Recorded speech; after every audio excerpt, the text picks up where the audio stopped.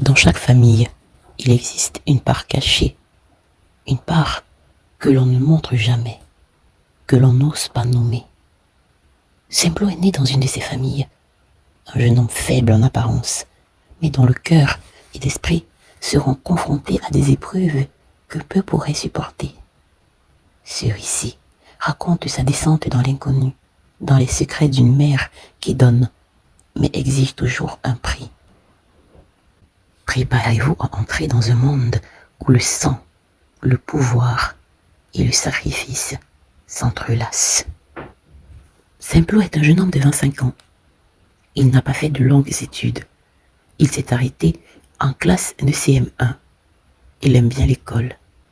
Mais c'était très difficile pour lui, malgré tous ses efforts. Il semblait ne pas comprendre grand-chose. Après un énième échec, sa mère lui propose d'abandonner les études et d'apprendre la mécanique. Simplo arrête donc les études, sans même savoir ni lire ni écrire. Simplo peut tout de même écrire et identifier son nom. Il fait sa formation en mécanique. Il est plus lent que les autres, mais plusieurs années plus tard, il réussit à obtenir son attestation de fin de formation. Ne sachant ni lire ni écrire, personne ne veut l'embaucher comme mécanicien malgré ses compétences. Il décide donc, pour s'en sortir, de devenir conducteur de moto.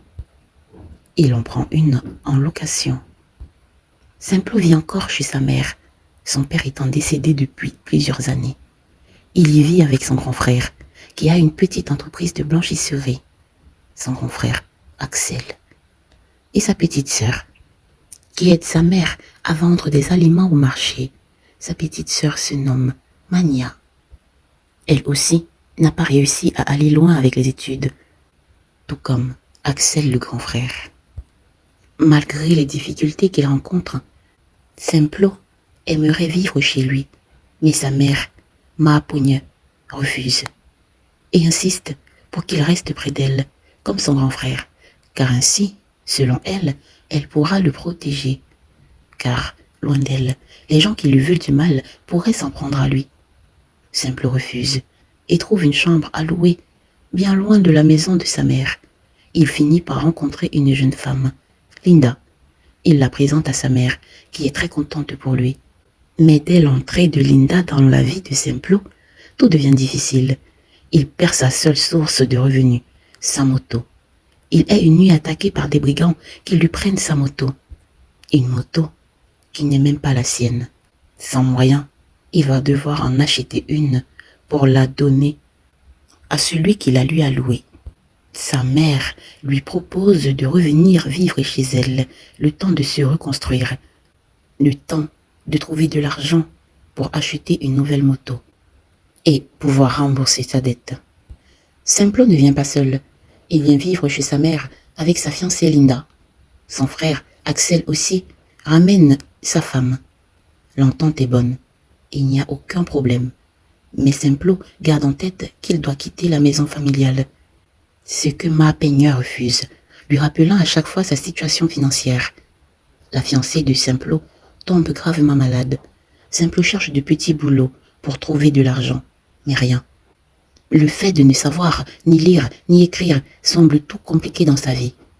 Sa mère décide de l'aider. Il refuse.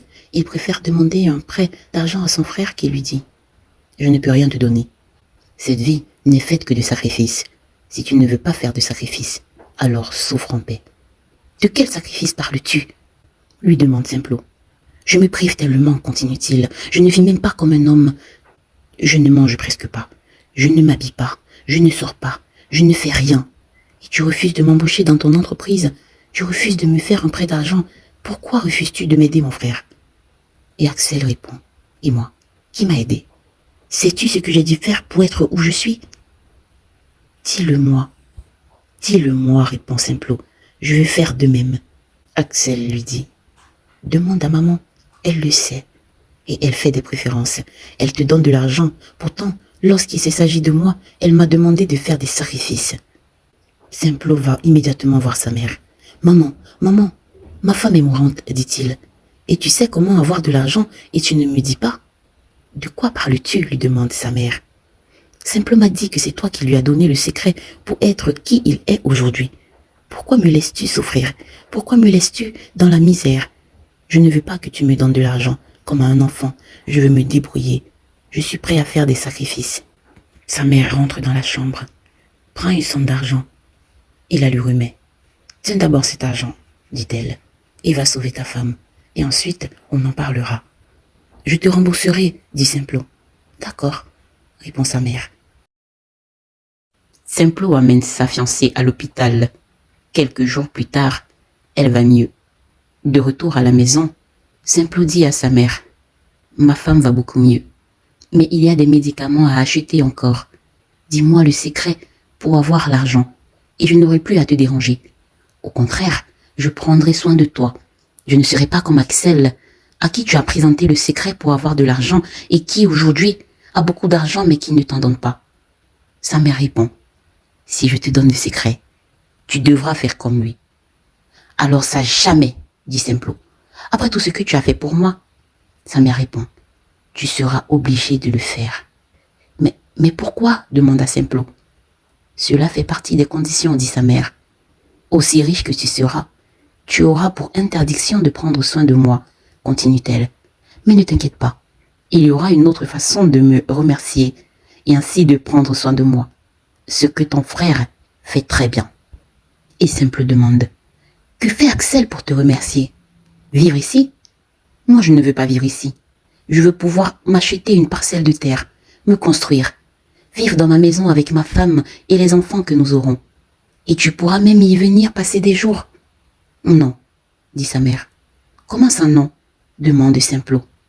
Parmi les conditions, dit sa mère, je ne devrai jamais passer la nuit chez toi, sauf si ton épouse n'est pas là.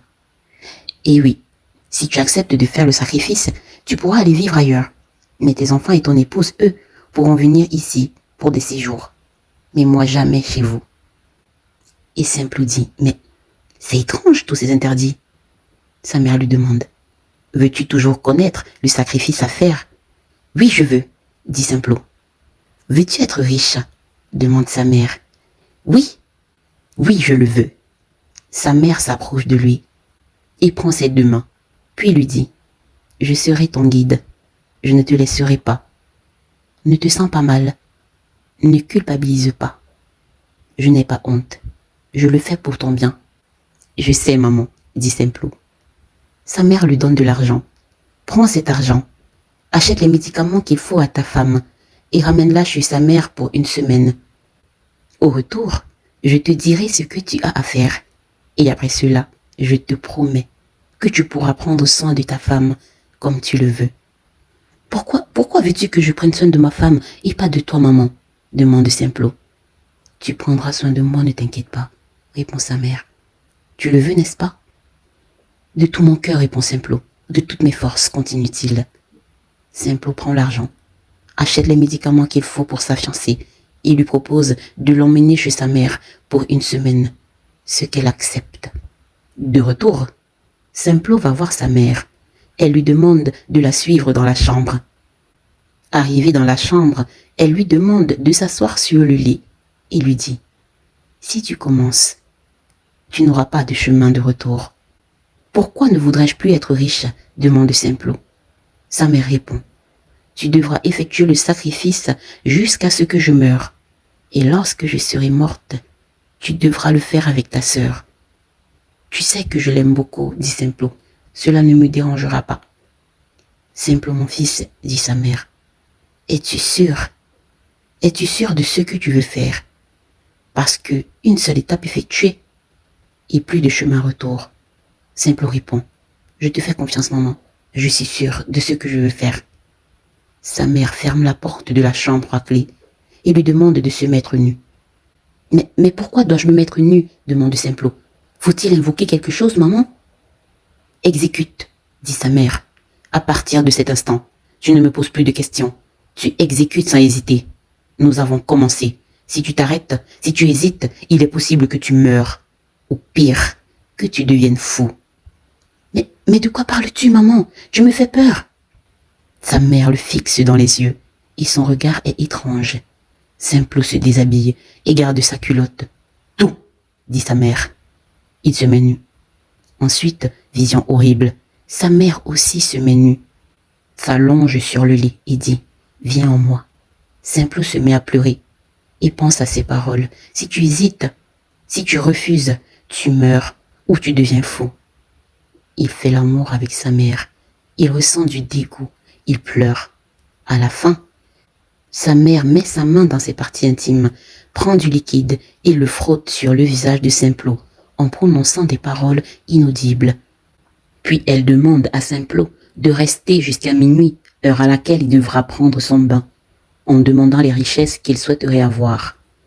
Lorsqu'il sort de la chambre de sa mère, honteux et triste, il croise Axel qui lui dit « Quand je te regarde, je pense que tu t'es enfin décidé à faire le sacrifice. Bienvenue dans le clan des grands, mon frère. » Alors toi aussi, bégaye Simplo. Depuis combien de temps? Axel répond « Depuis longtemps. Papa nous a découverts. Je ne sais pas si c'est celui-là qui l'a tué. » Simplo se rend dans sa chambre en courant et en pleure. 1 heure plus tard, sa mère vient frapper à sa porte, avec un regard différent de ce qu'il a vu dans sa chambre. Elle est redevenue douce. Tendre, elle lui tend un plat de nourriture et lui dit « Tiens, mange, ça va te faire du bien. » C'est un plat de légumes accompagné de pommes et d'un gros morceau de viande qui semble très juteux. Simplo n'a pas faim, mais sa mère exige qu'il mange, que cela lui fera du bien. Elle dit « Je ne sors pas d'ici tant que tu n'as pas mangé, mon fils chéri. » Simplo mange et termine son assiette. Sa mère s'en va en lui disant « N'oublie pas, mon fils, à minuit, prends ton bain et demande ce que tu veux comme richesse. Mais sois raisonnable, ne va pas demander des milliards. » À minuit, Simplo va prendre son bain. Il demande 2 nouvelles motos. Il a peur d'avoir trop demandé. 2 jours suivants, il se sent mieux. Il ne se sent plus mal. Au contraire, il demande à sa mère à quel rythme il doit effectuer les sacrifices. Il se demande même si cela a un rapport avec le repas qu'il a consommé la veille, qui apparemment était fait juste pour lui. Sa mère ne répond pas. Elle préfère sourire. Il va rencontrer son frère Axel et lui demande « La première fois que tu as effectué le sacrifice, comment t'es-tu senti ?» « Dégoûté, répond Axel. Je voulais mourir. Mais cette sensation a disparu à mon réveil le jour suivant. As-tu mangé quelque chose de spécial? Demande Simplo. Non, juste une assiette de légumes, et je me souviens encore de ce morceau de viande succulent. Simplo demande, ne penses-tu pas qu'il y a quelque chose dans ce plat qui nous fait ne pas culpabiliser après avoir fait une chose aussi sale? Qu'est-ce qui est sale? Demande Axel. Ne dis plus jamais cela. La reine-mère t'offre l'opportunité de réussir et tu parles de saleté? Simplo répond, si ce n'est pas sale, pourquoi la première fois as-tu culpabilisé? Parce que je n'étais qu'un sombre idiot, répond Axel, un sombre idiot qui ne comprenait pas la chance qu'il avait. Combien de mecs en es-tu, prêts à effectuer un tel sacrifice pour leur enfant? Elle dit qu'on se sacrifie, mais en réalité, c'est elle qui se sacrifie. Simplo dit, désolé, je ne voulais pas t'offenser. Mais dis-moi, comment la remercies-tu, vu qu'elle dit ne pas vouloir d'argent? Axel répond, la reine-mère n'a pas besoin d'argent. Elle est très riche. Maman est riche? Demande Simplo. Elle ne mange presque pas, ne parvient même pas à s'acheter des vêtements, a des cheveux pleins de crasse et vend des choses au marché que presque personne n'achète. L'argent qu'elle me donne, je me demande tous les jours où elle le prend. Simplo dit, elle ne le prend nulle part. Elle est riche. Ouvre les yeux, petit frère, continue Axel. Maman, c'est la reine-mère.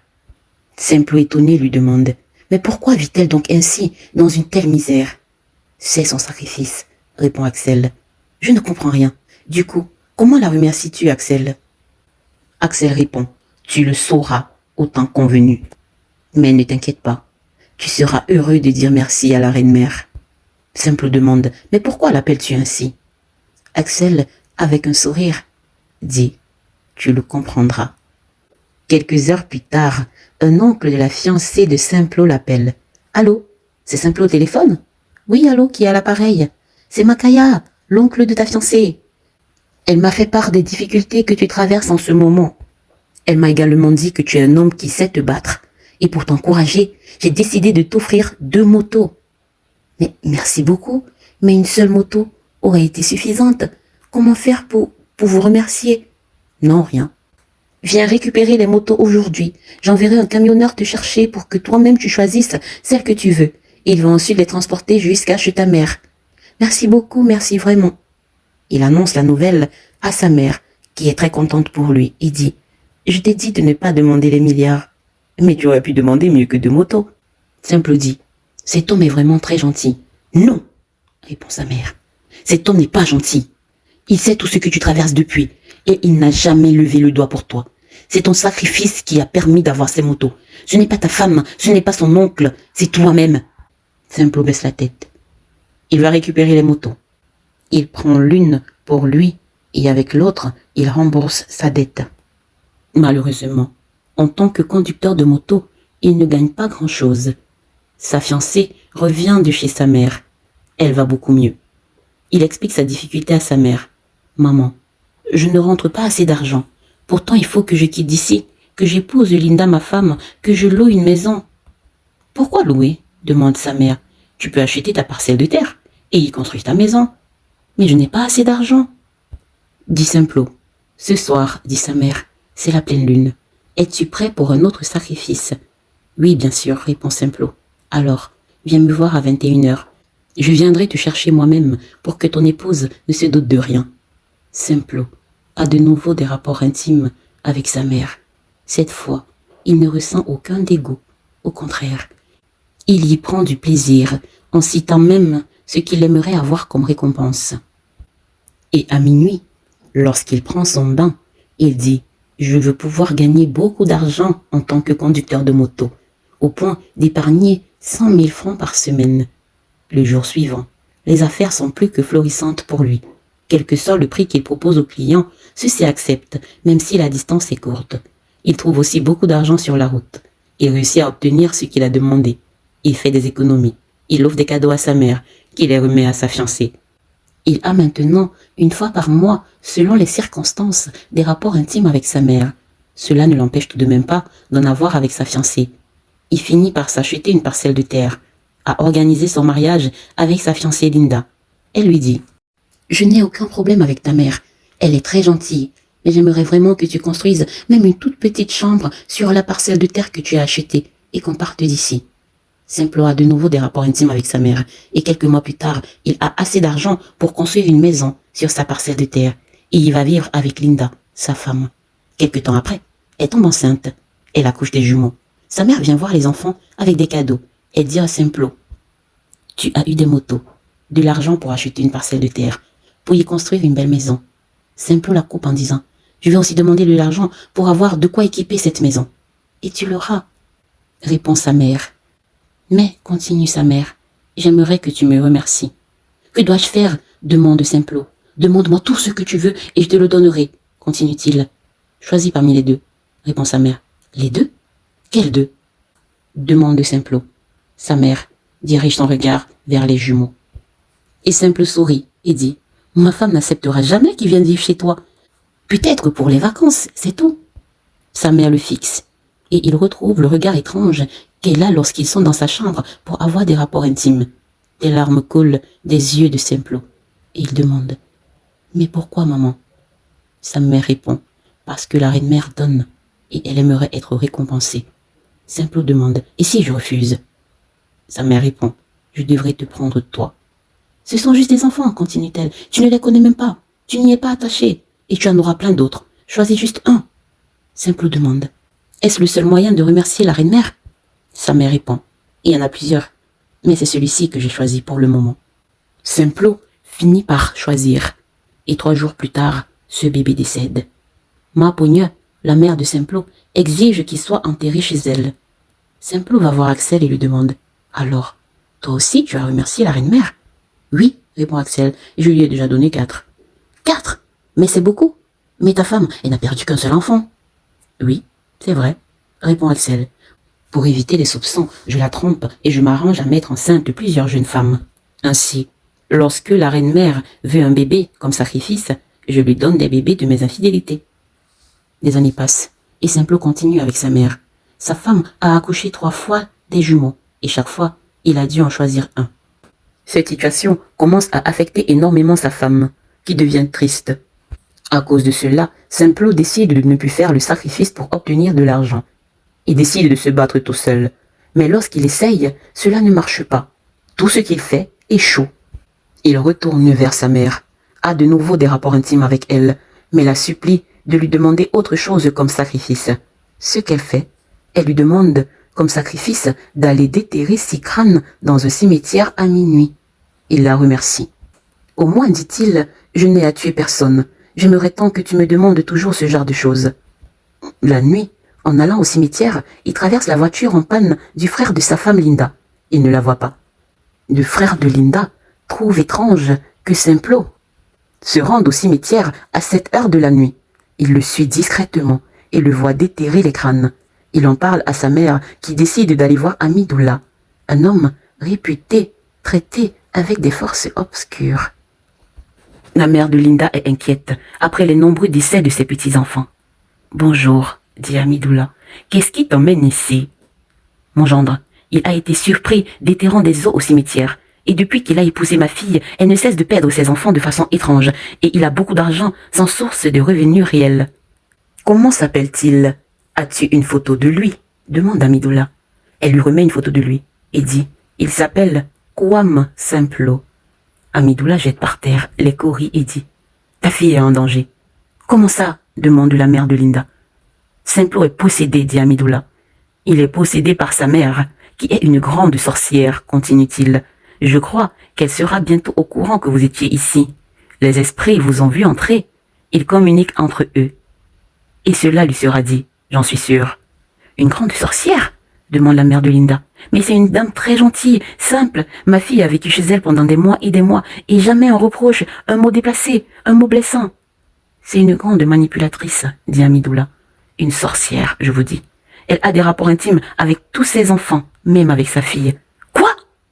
Mais c'est dégoûtant ce que vous dites. » Amidoula continue. Sa mère l'a initiée à des pratiques occultes sales, et elle perpétue. Pour que ses enfants soient riches, elle a des rapports intimes avec eux. Et en retour, elle prend leur progéniture. Ou leur demande de faire du sale boulot à sa place, comme déterrer des ossements, ou même tuer.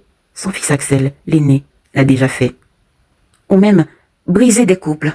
Sa fille l'a déjà fait. Elle compte, à la fin, tuer ses belles-filles qui lui font entièrement confiance. Car c'est clair qu'à un moment, toutes commenceront à douter, à suspecter quelque chose. La mère de Linda demande « Que peut-on faire? Que puis-je faire pour protéger ma fille ?» Amidoula répond « Faire surveiller Simplot. Un soir où il ira voir sa mère, si de retour à minuit, il décide de prendre un bain, que votre fille le fouette avec ceci. Il lui tend des tiges d'arbres ficelées. Qu'elle le frappe sur le visage, sur le dos, et très fort en disant « Reine-mère, libère-le. Reine-mère, laisse-le. Reine-mère, quitte-le. » La mère de Linda dit « Mais il pourrait mal le prendre et frapper ma fille. »« Non, dit Amidoula, il ne la frappera pas, seulement. Ils perdront tout ce qu'ils ont. »« Vaut mieux ça que mourir, dit la mère de Linda. » La mère de Linda l'appelle chez elle et lui raconte tout de son échange avec Amidoula. Linda est prête à agir, car elle est lasse de voir ses enfants mourir. Même si elle doute un peu, vu que sa belle-mère est très gentille avec elle. Elle met donc au point un plan. Simplot est filé et chaque soir, Linda doit vérifier si à minuit il essaie de prendre son bain. Un soir de pleine lune, Simplot va voir sa mère, à minuit, et décide de prendre son bain. Linda le retrouve dans la salle de bain et le frappe comme l'a dit Amidoula. Simplot s'écroule. Quelques minutes plus tard, il reprend ses esprits et se met à pleurer. J'ai fait quelque chose de dégoûtant avec ma mère. J'en ai tellement honte, je me sens tellement sale. Il raconte tout à Linda depuis le début. Que va-t-on faire maintenant demande Linda. J'irai l'affronter demain matin, dit Simplot, et je lui dirai que j'arrête. Linda dit, je ne crois pas que ce soit une bonne idée. Le matin venu, Linda reçoit un coup de fil. C'est sa mère. Alors? Ça a marché, dit Linda. Il m'a tout raconté. Sa mère lui dit, il faut que tu fasses tes valises et que tu viennes me retrouver avec les enfants. Pourquoi? Sa mère répond, ma poignée m'a appuyé. Elle m'a dit que je vais payer ce que j'ai fait. J'ai peur qu'elle s'en prenne à toi et aux enfants. Ok, je vais préparer mes valises, mais attends un peu que je l'informe à mon mari. Lorsque Linda sort, elle ne trouve pas Simplot. Elle l'appelle au téléphone. Où es-tu, chérie? Je vais dévoiler tout ce qu'a fait ma mère, dit Simplot au téléphone, et il raccroche. Simplot arrive chez sa mère. Il ne la trouve nulle part. Il va dans sa chambre et la trouve en plein rapport intime avec son frère Axel. Horreur! Saleté! Arrêtez ces saletés! Hurle-t-il. Qu'est-ce qui t'arrive? Demande Axel. Tu veux cracher dans la main qui t'a tout donné? Mais tu es aveugle ou quoi? C'est ta mère! Dit Simplot. Oui, et alors? Elle me permet d'être quelqu'un dans ce monde difficile. D'être quelqu'un? En retour, elle te demande de tuer tes enfants. Ne vois-tu pas que c'est une sorcière, une manipulatrice? C'est elle qui a tué notre père. Ce n'est pas vrai, dit Axel. Ma poignée silencieuse les observe en se rhabillant, puis dit. Oui, j'ai tué votre père. Il ne voulait plus que j'aide Axel. Il trouvait, comme toi, que c'est sale, et patati, et patata. Et mon cercle voulait manger quelqu'un. Alors, je l'ai offert aux autres. Ton cercle? Demande Simplot toujours furieux. Oui, mon cercle. Nous sommes nombreux. Elle se met à citer des noms. Simplot tombe des nues. Il y a des noms de personnes très gentilles qu'il n'aurait jamais soupçonnées. Et sa mère continue. Tu sais la raison pour laquelle je n'ai jamais voulu te faire part du sacrifice? C'est parce que je te connais. C'est à cause de ce que tu es en train de faire. Tu n'es pas comme Axel. Tu ressembles à ton père. Heureusement que je l'ai tué. Simplot se met à genoux, se met à pleurer et dit à Axel, « Tu l'as entendu? Elle a tué notre père. Et elle n'a même pas honte de le dire. » Et alors, demande Axel, il était pauvre. Avec lui, on serait demeuré pauvre toute notre vie. La reine-mère, elle nous a sauvés. Simplot, fou de rage, prend une paire de ciseaux posés au chevet du lit et l'enfonce dans le ventre de sa mère. Elle s'écroule. Axel crie. « Au secours, venez nous sauver !» Axel se met à pleurer en demandant. « Qu'as-tu fait? Pourquoi as-tu fait cela? Qu'allons-nous devenir ?» Il sort de la chambre et s'en va chercher un taxi pour emmener sa mère à l'hôpital. Simplot en profite pour la poignarder encore et encore en pleurant. Lorsque Axel revient, sa mère n'est plus. Il frappe Simplot qui ne riposte pas. Quelques minutes plus tard, celui-ci enlève ses vêtements, se met à rire en disant des choses incohérentes. Il est devenu fou, dit Axel. Et c'est le cas. Simplot erre dans les rues. Axel, quant à lui, perd petit à petit tout. Mais il lui reste la maison de sa mère, dans laquelle il vit avec sa sœur. Un jour, il se souvient que sa mère lui a dit « Si un jour je ne suis plus là, continue le sacrifice avec ta sœur. » Il tente, sa sœur ne riposte pas. Et quelques mois plus tard, il gagne beaucoup d'argent. Sa sœur comprend ainsi qu'elle est la nouvelle reine-mère. Aujourd'hui, Linda élève seule ses enfants, loin de cette maison. Elle leur a appris à ne jamais accepter un don sans comprendre son prix. Elle leur a appris à se méfier des miracles trop rapides. Axel, lui, prospère, mais la richesse ne lui apporte jamais la paix. Simplot, lui, erre, vide, traversé des fois par des éclats de lucidité qui ne durent pas longtemps. Ceux qui le voient rire sans raison ou pleurer sans larmes ne savent pas qu'il porte en lui le poids de plusieurs fautes. Des fautes de plusieurs générations. Et dans l'ombre, une nouvelle reine-mère s'éveille, car tant que la peur, la misère et le désir de pouvoir existeront, le cercle ne se brisera pas. Certaines familles héritent de terre, d'autres héritent de noms. Celle-ci a hérité d'un trône invisible bâti sur le sang, le silence et le sacrifice. Mais un sacrifice répugnant. Laisse-moi un commentaire pour me dire ce que tu as pensé de mon histoire.